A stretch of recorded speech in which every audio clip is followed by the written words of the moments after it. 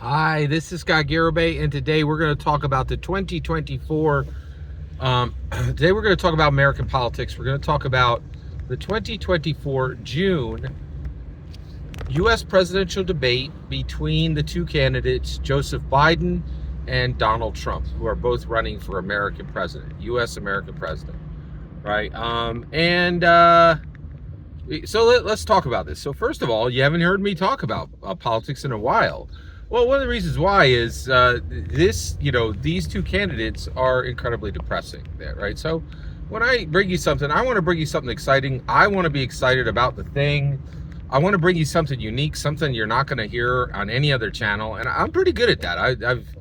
I've made I've made a space for myself on YouTube, and people come here because they know they're not going to hear the same old, right? They know what I say here is unique. If I have an opinion that a bunch of other people have that same opinion, I'm not going to bother you with it about it on my channel.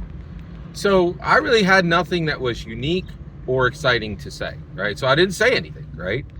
But the reason we're talking now is something changed, right? So what happened so I watched the 2024 June Biden-Trump debate, right? And that night when I watched it, it just made me sad and a little vexed, right? And I was like, oh, yeah, so Trump was different. Trump really was different. He was much more calm and he looked very presidential. President Biden couldn't speak. He could not. It became very clear that he couldn't listen to a sentence, process that sentence intellectually, and then respond to that sentence.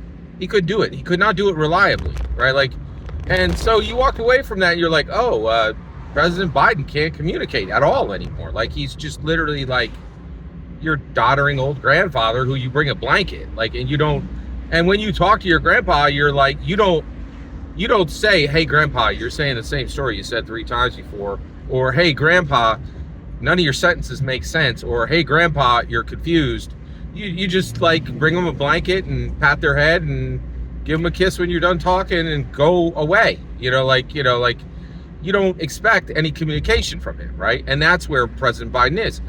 But I didn't think anything of it when I went to bed on, the Thursday night when they had the debate. I was like, oh, well, yeah, President Biden can't speak sentences and he's completely incapable of communication. But it won't matter because every Democrat is going to vote Democrat, and they're like, oh, well, you could put a brick there. We've disconnected capability and competency from from any Democrat as a leader. They're blue. You vote for them because they're blue. You don't vote for them because they're capable or they can communicate at all, right? Not even well. Their standard is not even well. Like the Democrat standard is like, nah, people don't have to talk, right? Like they're blue. You vote for them because they're blue. We don't give good candidates to America. We give you the candidates we want to give you for whatever reason, like that they gave it to us, right? Or that we decided, right? And you just pull the blue lever because you're our cog. You just keep turning, right? Well, this is the why we're talking today. This is new. That did not happen, right? Everybody went to bed. I don't watch after debate commentary because it's always the same talking heads just spouting nonsense. It doesn't matter, right? So I didn't watch that, right? Well, I got up the next morning and I turned on Slate Political Gabfest and I was shocked what I heard. So Slate Political Gabfest, David Plotz and Emily Bazelon and John Dickerson, every single one of them died in the wool. Coastal elite liberals, Democrats to the last. Dedicated Democrats. David Plotz was like, that was terrible. That was the worst debate performance. Biden put on the worst debate performance in the history of all debate performances. And it's clear and now I'm paraphrasing, and he's like, it's clear he cannot communicate and we have to switch him out. Right? And it's clear that if he's in, we lose because this has reached the point of ridiculousness. And I was like, what? Wait, what? And then I went off of Slate Political Gabfest and I went over to Breaking Points, and there are a wave of Democrats right now saying we absolutely cannot keep Biden as a candidate. This is untenable. It's not okay to just say the candidate's blue. The candidate can't talk. The candidate is worse than your grandpa. The candidate has no ability to rule. The candidate is completely incapable. It's not, but they're blue. So you have to, we're changing things. We're saying it's not enough for the candidate to be blue and literally have the functioning capacity, the communication skills of a rock. Like, that's not enough. This is the hardest job in the world. We actually need somebody who can talk and function, right? And guess what, everybody? Kamala cannot replace Biden because she's a worse guarantee. She can communicate 100%, but actually she's a more guaranteed loss to Trump than even Biden is. So there was a wave of Democrats saying, hey, we're in a lot of trouble. We have to switch out the candidate midstream.